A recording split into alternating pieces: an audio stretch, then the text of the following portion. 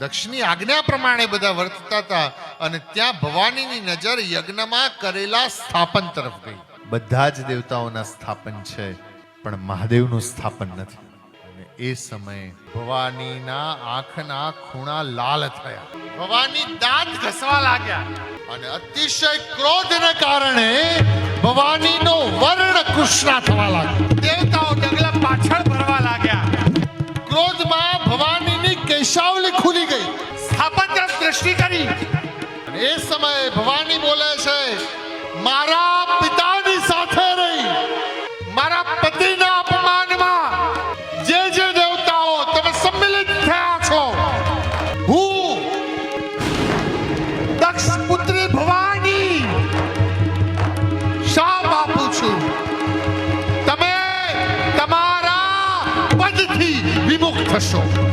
તમે પસ્તાશો એમ કરી અને ભવાનીએ પોતાના ડાબા પગનો અંગૂઠો ભોય પર ઘસ્યો અને ભગવતીના ડાબા પગના અંગૂઠામાંથી યોગાગ્નિ પ્રગટ થયો.